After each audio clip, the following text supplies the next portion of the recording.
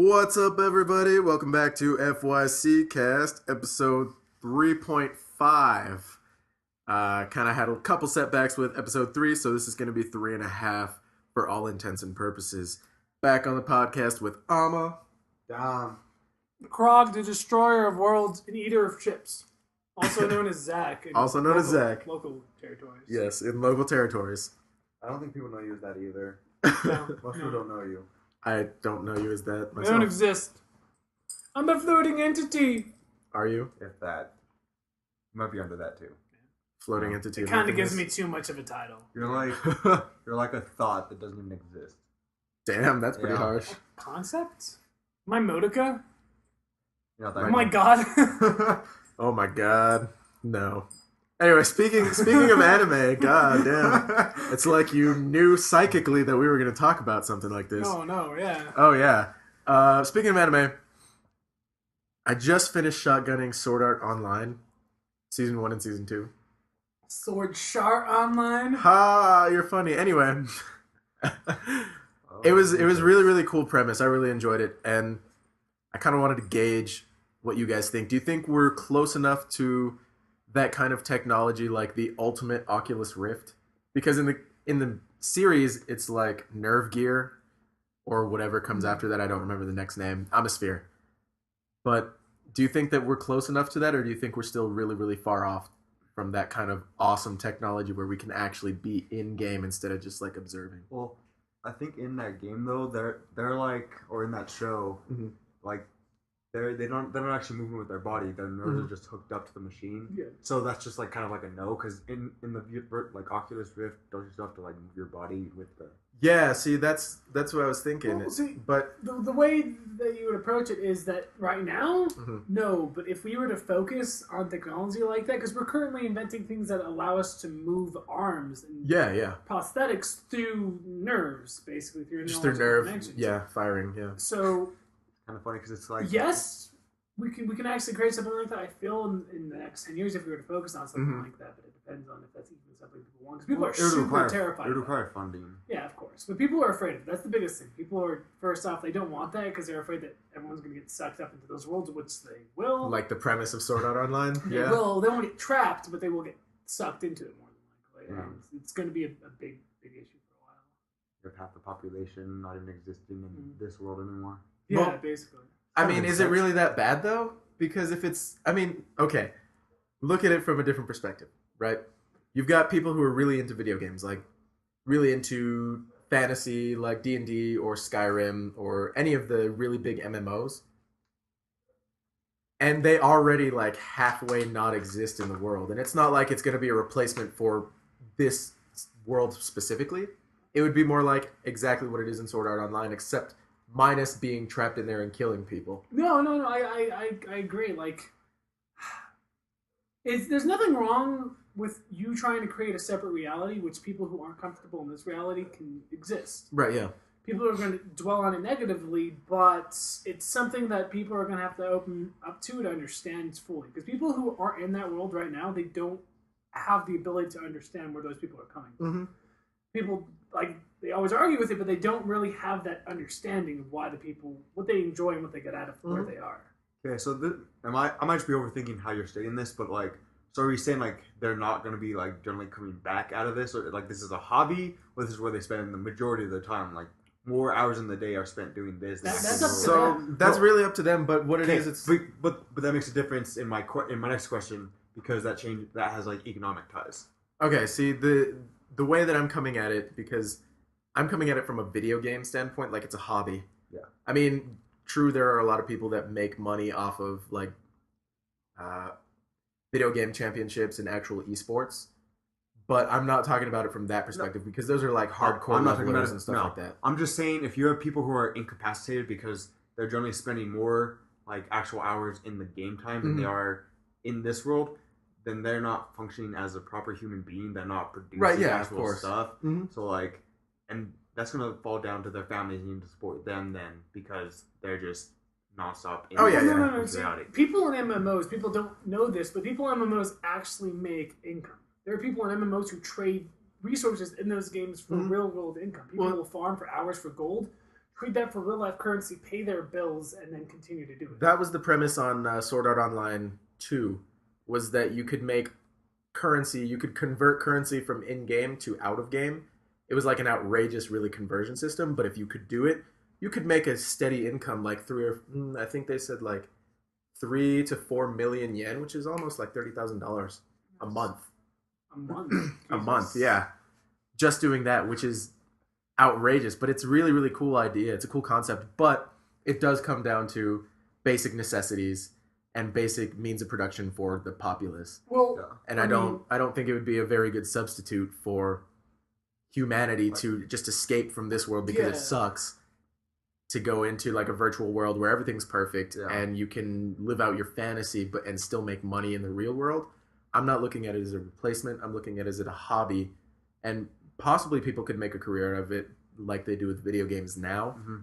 But not everybody's going to be able to do that. No, of course not. I mean, there are lots of movies. I can't remember what it's called. There's this show about like how society. It's not about video games in particular, but society is separated. There's people who exist in what would be reality as we know it.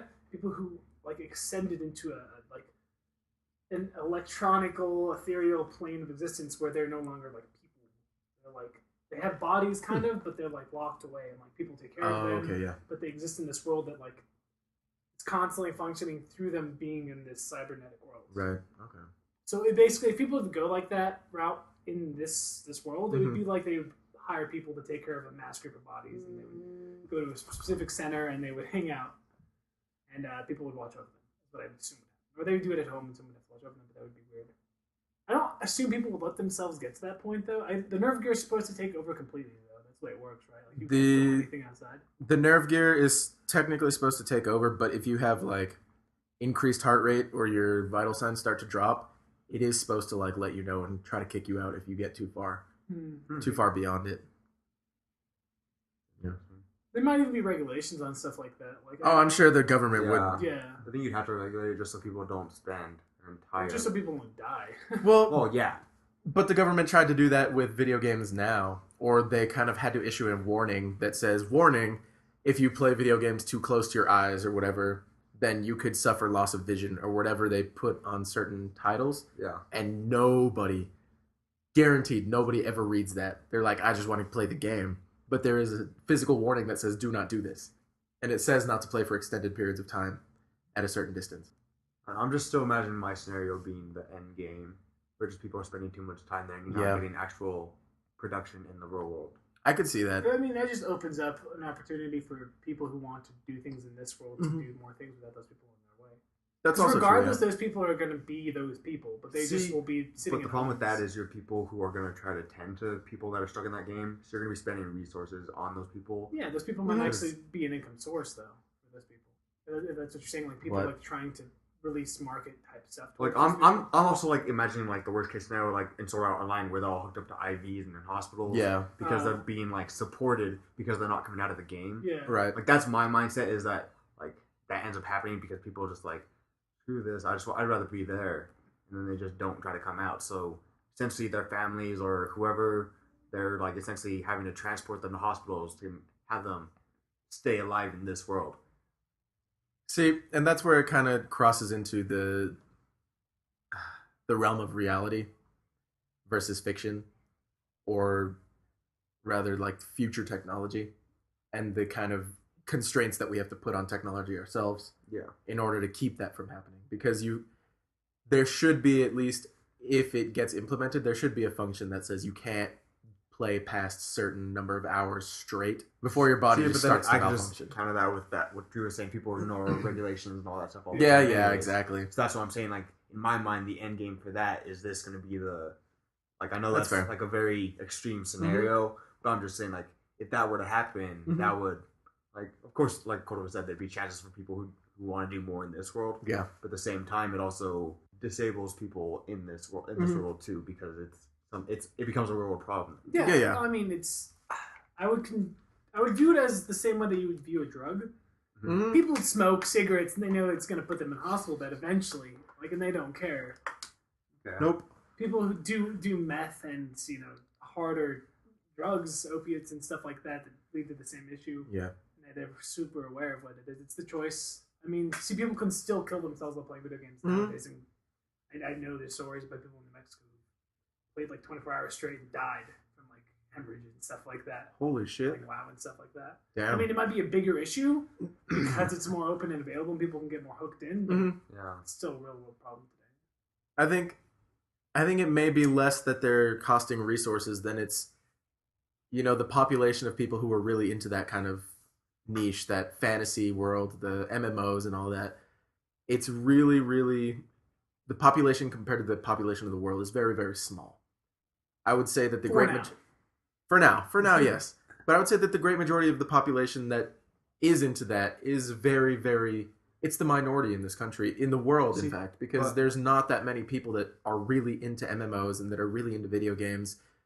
Because you still have the surface, you're scratching the surface with like Halo 5 or whatever, and Call of Duty, and those are the people who play like, really, really good, or you get the douchebags who all say, yeah, I play video games, yeah, I can play Halo or COD.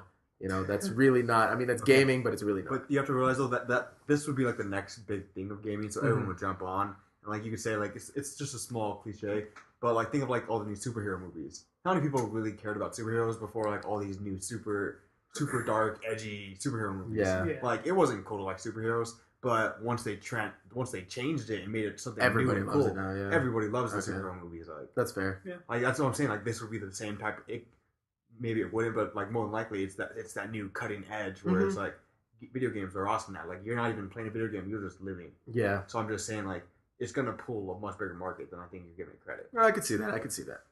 I can see that, but I also kind of want to remain on the side of like, well, the minority is the minority, and we're still the minority. All of us gamers are still the minority, especially people who are really into MMOs and stuff like that. Because even in the video gaming community, MMOs are really, really downplayed compared to like Halo, and to use the same games, Halo and Call of Duty and first-person shooters versus like Skyrim and really heavy MMOs like Elder Scrolls Online or WoW or just those other ones. Well, I guess the scary thing about it is if it crosses past the plane of just like RPGs and video games, it starts breaking the ground with like reality type things where like you can live this life and a different life, but one that actually is way more like way comfortable. better. Yeah. Like you're a Playboy and you have like tons of these virtual girls and stuff like that. Essentially, you can like create Sims. And if you can do something like that, there is nothing holding back people from wanting to live a better life in their what they view as a better life in this world. I get that. I can see that. Yeah. It's It's a terrifying idea. Although it still seems like it'd be really cool for those of us who can actually distinguish between the realm of reality and virtual reality. I mean, there's. That's makes me think of like the Matrix. Kind of, yeah. And I'm just like, yeah. Then in my mind, I started thinking like, what if this is one of those? We're already in a video game right now. Sword Art Online is very, very similar to the Matrix in some ways. It's kind of similar, Except but for I mean, where they go into reality. Yeah, There's yeah. no like they're not strong in reality. They're only strong in the real world. But still, there's like this what's his face? I don't know what the main character's name is. Kazuto. Yes, that guy. It's basically like I'm glad you knew. He's like the hero of that fucking world, right? Yeah. Like I don't know how it works. He's like a beta number one. tester. He's a beta tester who ended up like destroying the ultimate boss. He Even though, like, pretty the much ultimate clears boss, everything, and The ultimate boss was supposed to be like undefeatable because he designed the game, but turned out he was like the leader of the Knights of the Blood Oath. Spoilers, by the way. Hashtag. Hashtag SAO spoilers. Yeah, it's a really interesting concept. I really liked the anime. I really liked the concept of it, and I think that I would hope that we're closer to that kind of technology than It'd be interesting to see, yeah. than people realize. The anime was actually noted for having some of the most like beautiful quality art in like, most shows. It was really, really good. Like over like the storyline, what I've heard about that show is that it's got outstanding art. Mm-hmm. That's what I've heard. The art was much better than the storyline, to be honest. I've read a lot of reviews about that as well, that they all thought the storyline was lacking, but that the art was really, really outstanding. I liked it all around. On a side note, though, would any of you guys have played sports if this like virtual reality had existed, like when we went to high school? If it was available, Like, video if games this- were available in high school. No, like if this type of video game where you could like let's say they had like a football game where you could generally like go in and just be a player. Would you ever play high school sports? You know, Like, Well, I would have had no. I could like that means I would have. High school sports are involved in high school. Video Yeah. games are not. So I would have to go home and play video games. I probably would have played sports. Because it still would have been the edgy, cool thing too. okay. The more sociable thing. yeah. I honestly, I've been a martial artist forever, Yeah. and I would not give martial arts up for video games ever. Martial arts is my life. You could be the ultimate martial artist. Yeah, but Okay. that's What if there's a video fake, game that you know, like, it's what is not a video real. game that actually teaches you? Because you are working with your nerves, so you are getting a small form of muscle memory. Yeah, but then there's the aspect of you have to train your body outside of that because you can't just you can't reap the You benefits can actually of. perform. Well, then wouldn't this be an interesting concept though for like injured players in sports? Like so that way they could still get mental reps essentially. You can Yeah. While rehab they're it, also like helping their body to No, get that yeah, muscle it memory. could be. That'd Yeah. be an interesting way to go Yeah. about it. That could actually maybe get it funding too. to Like, if use you're it for a medical standpoint instead of yeah, just a. well, because obviously the technology could translate, Mhm. but getting it funded in that way, like pitching it that way, that could be far more successful. Right. than getting it started up sooner than not. Because like getting it for a video game, like sure that'd be cool, but you have to get people who like want to play that video game who will fund it. Whereas Right. for medical sports, like the world loves sports. I mean that will be funded no Yeah. matter what. I'm just saying that'd be a great way to fund No, that. yeah. Mhm. Mental reps are actually really important. I know a lot of people who like Right. play piano, they just think about playing piano, Yeah. or they would put their fingers, and it actually helps them a lot. That's what we do for some of our training at my martial arts school. We just go through all the applications in our head before like big tests and stuff. We'll go through applications in our head and we'll just think about how we use it and how you're going to do it, as opposed to actually like making the muscle movements Yeah. in the air and stuff. You think about it and you're looking at it actively, like thinking about how to utilize it, and it makes it a lot better and it makes your body just kind of connect a lot more. Yeah. That's really, really interesting just to see the kind of uses that could come out of like an entertainment Yeah. based system to like a medical thing, or vice versa. It could be medical first and I then feel come like if into it was entertainment. like to get a lot of funding, then if it was to happen soon, I feel like it'd have to come from a medical standpoint and then move on. No, yeah, it's probably a good place to approach it. All right, guys, you heard it here. Launch Entertainment's introducing the new Nerve gear. Nerve Gear 2.1.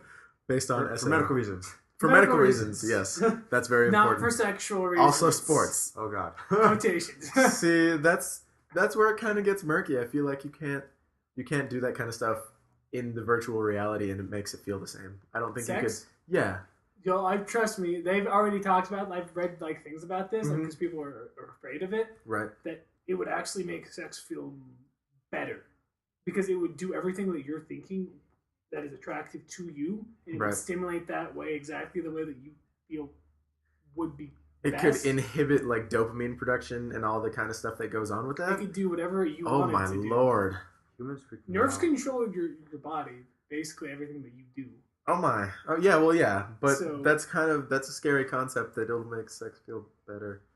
In a Better than virtual That's reality. what people are afraid of. That's why people say that if this stuff becomes big, populations might decrease. Not like everyone's going to die. Is that off. so bad though? People actually, reproducing might be very, very drastically cut because now people are going to be more interested in robot sex than.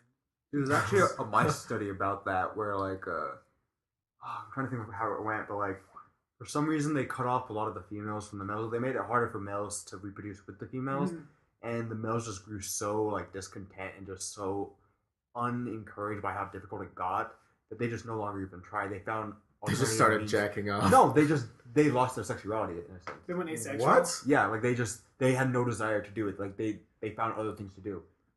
They filled their life with other hobbies. Better things to do than jack off and have sex. What? You know, I it's don't concept understand too, this but- concept. Yeah, I there was like a mice study done, and like it showed like that's some people's biggest fears for like video games and other various social reasons. Hey. Yeah.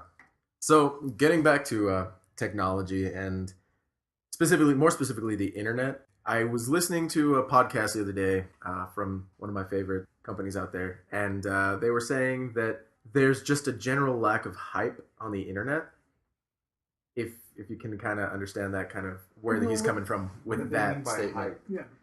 The way he put it, he said that in the Internet of Things, there's just so much to watch, so much to listen to, and it's really, really hard to get people hyped about one thing because you actively have to get hyped about it yourself because there's always something out there that you could be watching or that you could be listening to or reading instead of hyping yourself up over something that could be coming out in the future. No, I think I know what you're saying. Promotion's really hard nowadays with the amount of content that's just Yeah, exactly. fucking plopped out there Mhm. in the open. I've had there's a lot of issues even like me with the small things I've tried to do where Mhm. people they're just interested because there's like constantly something like bigger they can look forward to. Something bigger or better. Yeah, something Yeah. that they're more like involved in, I Mhm. guess, with their lives or what they're thinking about. Mm-hmm. That's not even what you mean by hype. Like, for me, So- it's kind of like, I think unless it's a natural hype, I don't know. I don't feel like So I let's just don't really get it. let me I put it guess. into something else. I'll put it into context. The Star Wars movie that's coming out, right? Okay. 2013 is when they released the very minute details that it would actually be produced. Yeah. 2013, 2 years ago now. And 2 years later, it's finally coming out after 2 years of hype. And so people have been really, really hyping themselves up. They're getting psyched about this one thing. But there are a million other things that they could be listening to or watching or getting hyped about besides that. And it's kind of been like everybody's really, really psyched out about it. Everybody's super psyched for it. And they've been in that state of hype for 2 years since they released even the first detail about the movie.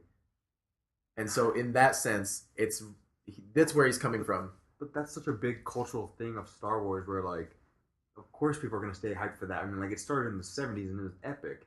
And, like, even if like they released a crappy, terrible something like show, Mhm. people's like, well, it's still Star Wars, so who cares? I'm still gonna go see it. Of Like, course. there's such a large fan base for that. There's a really big stigma when it comes to the classic movies and stuff like Mhm. that. Hollywood has a really easy way of like presenting it that Yeah. could become super popular for a while.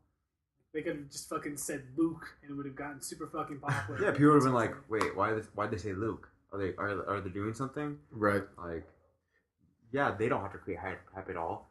But Well, the I don't guy, see why that's what he surprising. was saying was that hype is an active. It's something that you actively do. Yeah. It's not something that you just like get hyped up about because it's exciting. It's something that you actively have to do to like get excited about something. You have to actively get hyped, excited about it, instead of just passively like, oh, that's cool, because that's really not hype. Passively saying, oh, that could be cool. Yeah. That's not hyping. People who are like diehard Star Wars fans who make super, super cool stuff, that's hyping. Like they're actively getting really psyched about it, getting really excited about it. And he's saying that he doesn't want to produce hype because it's an active thing. People have to actively do it on their part, and he doesn't want yeah. So he doesn't want to force people to get hyped about something that's not coming out for another month, another 2 months, 3 months. So he thinks that the best way to approach the situation is just to like a couple days before release it. Like, Yeah. so this is coming out. Essentially, Fucking yes. Go check it out. Exactly. Huh. I don't feel like that would work. I feel like that pissed a lot of people off. People like schedule Mm-hmm. wise, I just don't think that would work. That's interesting. I mean, It's a really interesting there's concept. a lot of weird things, like, because hype also has to do with promotion and stuff like that. Because, Mhm. like, Wii U, when it was released, was the shittiest fucking promotional. It had a little bit of hype, but it fell off. People don't even know the fucking thing got released. Like, the Wii U was, like, one of the most underrated, like, released. Well, it's also because it wasn't. didn't really take off either. Yeah, I know. It's The only fan base that it has are like 5 to 11-year-old kids. That's not true. It really is. The Wii U, I feel like that's Was definitely has to really- be its primary. it was like, really only released for young children or people who really, really like, Super Smash Bros. Yeah. Because Yeah. that's the only thing that you play Smash besides Bros. like Is what it's got going for, and Legend of Zelda, of course. Legend of Zelda, yes, but it was more released for like Mario Party and those I think it's meant more for just party game, extremely casual gamers that just like and children with freaking like Yeah, the exactly. dolls and making money off of okay, amiibos exactly, but and that's gonna be shit. parents who don't play video games, but they're like, oh, let's have a family game, I think Mario Party. that this is just a stereotype that, like, a stigma that's been presented on Nintendo. Like, I don't think Nintendo, like, Oh no! I love necessarily Nintendo. wants this. I love I think Nintendo, this but is just what people think of Nintendo nowadays, and they can't get out of that way. Yeah, but they still probably market to that because it's like, well, this is our customer, primary customer, Well- so that's probably still who they sell to. I mean, I grew up with Nintendo. We all did. I think we all did. And so I can't personally say that my personal viewpoint of Nintendo is just for children or just for people who are hardcore like Super Smash Bros. Fans or anything, Yeah. because I'm a really hardcore Pokemon fan, and I love The Legend of Zelda, and I love Mario, so I don't see Nintendo as simply that because I grew up with it. Ooh, on a side note, imagine the freaking like nerve gear, Mhm. fucking Pokemon. Oh my god, that I is would- my wet I dream. would actually stay Oh there. my. That's actually really cool. That's my wet dream right there. I was used to think about playing Pokemon. Oh my god, or Yu-Gi-Oh! You could fucking like set up a duel. Actual God. duels cards. with yes, The that would monsters be would appear so in front of you. awesome. That'd be so epic. That'd make Yu-Gi-Oh! Way more entertaining. Well, guys, you heard it here on Launch Launch, FYCCast. bringing you the Nerve Gear 2.5. Now introducing Yu-Gi-Oh! And Pokemon virtual reality. You heard it here first. But really, though, it's Well, and back to the hype thing, like Mhm. that made me think of like music. Like, wasn't it like Beyonce, Kanye West, and Drake? Like I think they've released a couple albums where like no one knew, and then the next day, hey guys, I just dropped an album, check it out, and it's like, yeah. what the fuck? But then that shit like catches because it's like no one knew they were doing stuff. Well, a lot of artists have started doing that actually because I've noticed it with a lot of the country artists Yeah. and a lot of even reggaeton artists like Daddy Yankee and Wisin. They all just don't hype their albums at all. Yeah. And then maybe the day or two after it releases, unless it's like hyped up on iTunes, Yeah. the only way you find out is them saying, "Hey, I just released an album. It came out yesterday. Check it out." Like, what the what? And this kind of relates back to the Star Wars thing where they have that fan base where they can do that. Mm-hmm. But like, It's so hard to compare like big people like those like Beyonce and stuff like that, or like Disney who now owns the rights to Star Wars. Or Rooster Teeth. Like they don't even have to like. I don't know if Rooster Teeth's on that level, but like well, they don't really have to have hype to release something and to be popular. It already has like this massive like one person will find it and the internet will fucking explode. I guarantee you though, the marketing team has it mapped though, so that way that continues. So I mean, it's not like they don't actually do anything. They probably have it like strategically set up so that way it goes without a hitch. That way it seems that flawless. I guarantee you, there's people working on that who like actually get there and let's make this seem so like so effortless that they actually buy into this. Marketing is such a weird thing. Like, I'm sure there's games that have been zero marketing, like indie games that weren't meant to be popular, that were randomly one Flappy day. Bird? Like Floppy flops after the cast. I don't know, yeah, floppy flops. Fucking Mount your friends. Mount Your Friends. I know. Like the Binding of Isaac games. I don't know if there was actually a lot of like marketing that really went into those games to hype up for them, but I know that they're really popular. Well, I also see that hyping can also lead to really, really big disappointment. Yes. Because hyping was really, really good for the Elder Scrolls Online, and as soon as it released, it was terrible. Yeah. Elder Scrolls Online was probably the worst release initially because it was just so massively disappointing after all the hype they've set. A lot up. of fucking games that have had shitty fucking releases. I'm trying to think of like the ones. Man, that's a really hard one. I think Halo Reach was really ODST. I like ODST was really, really hyped, and then it crashed. It's just a weird game. ODST wasn't like Halo. It was like a I don't know if you ever played fucking Gra, which is Ghost Recon. No. Tom Clancy's Ghost Recon. Mm-mm. It was a lot more like Ghost Recon than it was like Halo. It was very dark compared to all the other Halo games, and it wasn't based around Master Chief, No, it wasn't. which I based think on- was really, really the detriment of that Well, it game. wasn't about any Spartans. It was about the ODST group, which Yeah. is humans. Those are humans. Those are special operations unit. Right, and I think that's what made Reach a lot more popular as soon as it released, is because it went from being ODST, not based on any Spartans, not based on Master Chief, immediately going to the original Spartan team, the originals, Yeah, the Spartan team. the Spartans, Fucking what's his name? Blue. The fuck is Noble 6, I Noble think. 6, yeah. Yeah. But I really like Halo Reach, despite the shit it gets. I enjoyed Halo Reach more than I enjoyed Halo 4. I Oh, play yeah. far less video games than you guys. So I probably like got my ass shot at in one of these games at some point Yeah. and probably failed. You probably haven't played Cordoba. Probably. Yeah. Probably. Probably killed me like 30 times. I'm gonna play Halo Reach. I do too. I think I have Halo Reach sitting under my Xbox, actually. Oh, I have two. I have like 3 copies of it. Do you really? Yeah. Holy shit. I don't even know an Xbox How do you anymore. collect 3 copies of a single Because you game? think you lose it, and then you get a digital copy, and then you still have it. And then you still have that, and then you end up with the other one, and then... It just okay. shit happens. I have a bunch of copies. Damn. Should happen. That's how I play 3 games at the same That's how time. video Should happen. gamers are, man. They end up with fucking games. Because I don't sell my games because I don't like selling the game and then regretting it. And I'm like, a month later, I'm like, I want this game back. That's why I don't sell games. Okay, that's fair. Yeah. Order. Because I'm very, Nostalgic? no. Yes, I'm very nostalgic, but like, what is it when somebody like has a driving desire to do something and they like can't get it out of their mind? Obsessed? Yeah. I know, obsession. but it's like a Pretty people, way to put that. people who Right? like buy things not like just because they think about it. Like, there's a specific- Impulsive? Impulsive. I'm very impulsive. when it comes to Compulsive. stuff. Compulsive buyer. Impulsive. No, it's compulsive. Is it compulsive? It's It's a compulsive buyer. Compulsive buyer. Well, because it's a compulsive liar. So you lie by necessity. So it'd be a compulsive buyer. Because you can be an impulsive buyer and then just buy because you want to. Because buying on an impulse is like you just do it because you can and because you want to. I think it's impulsive buyer.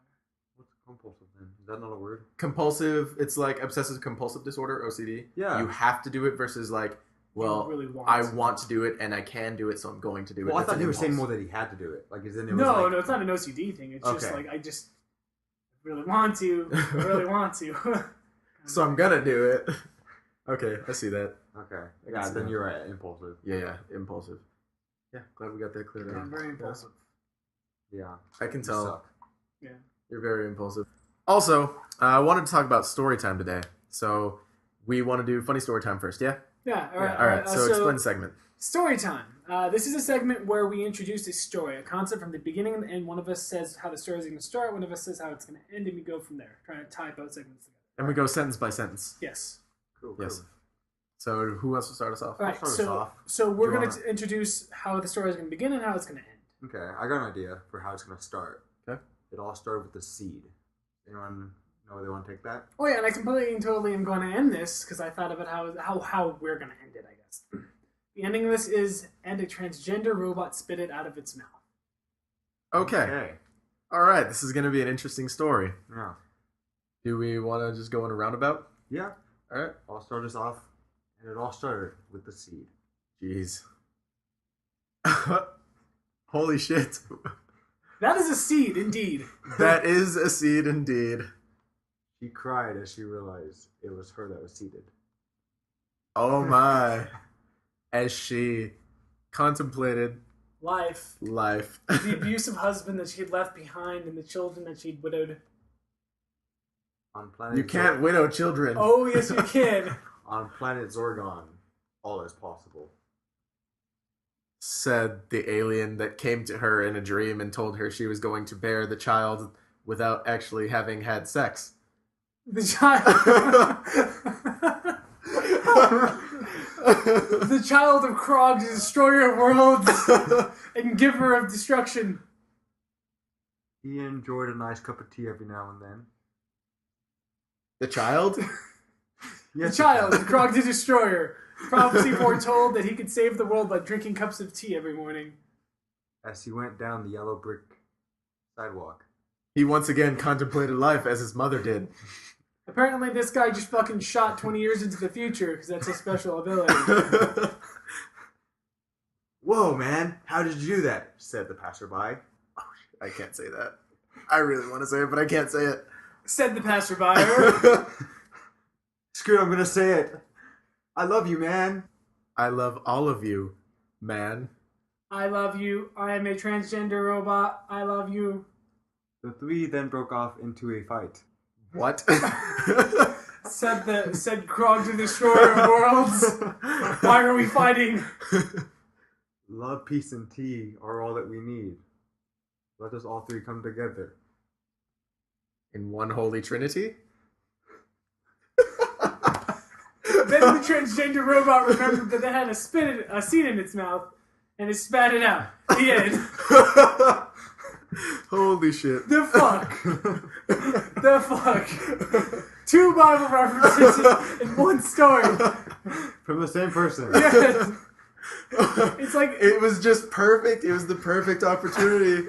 to just throw you out middle finger in the middle of the conversation. Yes, to throw a middle finger The in the biblical conversation. middle finger is like, fuck you! Oh god. Are we Come gonna on. use that? Yeah, Yeah. we're gonna fucking use it. Okay. So, also, on the second segment for today, I want to talk about one of my own personal stories. So our second segment, we talk about serious stories one of us is working on, any like ideas we can have to advance any of our stories. Mhm. So for mine, I was working on a short story last week, and it's called It.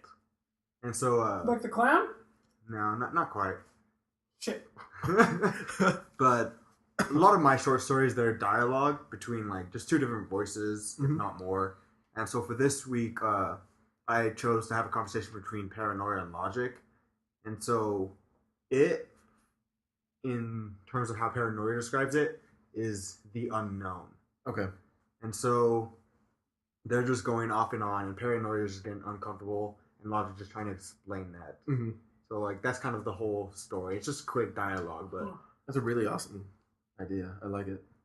It's I just like it a really lot. cool. Does logic actually make paranoia more paranoid? Because fucking logic and logic basically disagrees with paranoia at all times. they kind of just, it doesn't calm it. It doesn't make it do anything. It's just like conversation generally just ends with paranoia getting uncomfortable and wants to stop talking. Mm. So like I thought that was kind of a perfect ending. Yeah. That's awesome. Yeah. Like, the funny part about it, like in the story, like whenever it says it, because like I said, it's the unknown, but it's also the main point of the other short story. Mhm. It always like makes it capitalized and italicized because it's making it bigger than it is. It's making the unknown scarier than it is. Well, guys, you heard it first here. Ho ho! See, if Corda was in the conversation, it'd be tacky joke. Paranoia, logic, and tacky joke. Wow. Exactly. That was bad. So it's about time to wrap up the cast. So we're gonna end off like we do every podcast with story time. So We keep saying story time. this not story is time, it's it's- not story time. It's personal experience time. Yeah, personal experiences. These are we pretty much end every podcast with personal With experiences from our anecdotes of past. of our past. Yeah, just Or just funny about or us. crazy anecdotes or just kind of ideas that we have on certain subjects. So the theme for this week is definitely going to be irrational super fears. uncomfortable. Irrational fears that we've had in the past or even now that we still have. Anybody want to start us off? 'Cause I'm not going to. Do you have any ideas, Cordova? Oh yeah, I have ideas. I got tons of them. I feel like you're very like spacey, so you have to like have a ton of irrational fears. yeah, I Right, definitely yeah. have tons of irrational fears. What is your biggest irrational fear? And then tell us why it's silly. Oh, Sorry my to biggest make- irrational fear is in terms of food. I have a really big fear of like eating food from people I don't know, and fear of like not necessarily that it's like poison in the death sense, but like they like laced it with some like kind of drug. Okay. Like I'm okay with drugs and stuff like that, but I don't like feeling like somebody's put me out of control without me being aware of it. Okay. So when I eat food that's from places I don't know or something I'm not familiar with, Mm-hmm. I get really uncomfortable. And I'm like, is this going to affect me? And how long until it's going to affect me? And stuff like that. And it doesn't make sense because people don't. When somebody has drugs, they're not going to go out of their way to poison you. They're going to take it Yeah, themselves. why are they gonna waste their money on you? Exactly. But I sometimes think that, like, what if this person's more sadistic than I think they are? Like, I don't know this person. Like, I don't know where this food came from or anything about them. Maybe they just weren't aware or they wanted to get that satisfaction of, like, having to put someone in that place. Yeah, I mean there are sadistic people out there, but I don't think it's No, it's To that extent. definitely irrational, but it's definitely one of my, like, biggest things that's concerned me Yeah. over Right. the last couple of years. Mhm. You have any ideas of why that's silly? Oh, probably why it's silly, yeah, Yeah. because it doesn't make. I mean, people wouldn't go out of their way to Yeah. purposefully make somebody feel good. But there's no point in really explaining why it's silly, because I mean, like, they're irrational fears because they're rational. yeah. Yeah. And, like, No, yeah. I mean, I'm pretty sure it just stemmed from me, eating some things that made me feel really uncomfortable in my Yeah. past, and one of them, like, it was just like, I mean, it was, yeah. That's fair. So okay. My biggest irrational fear is waking up from this life and like this being the dream. You wake up into another life. oh shit. Like that's always like, if you ever see me spacing out, like I've essentially logically explained how this is the dream and I'm gonna wake up soon. Mhm. Like I'm smart enough to recognize that that's just my paranoia speaking, but I still think that sometimes. Right. And so like I recognize that as a rational fear, Yeah. but like it always intrigues me, like being the creative person that I am. Like I love to sometimes go into that mindset because it's so creative and just amazing how far in depth the brain can get to trick itself. Right. Yeah. So like for me, that's always awesome to think about. And that's funny because that's actually one of the things I want to happen sometimes. So Am I really me? Holy God, shit. I suck.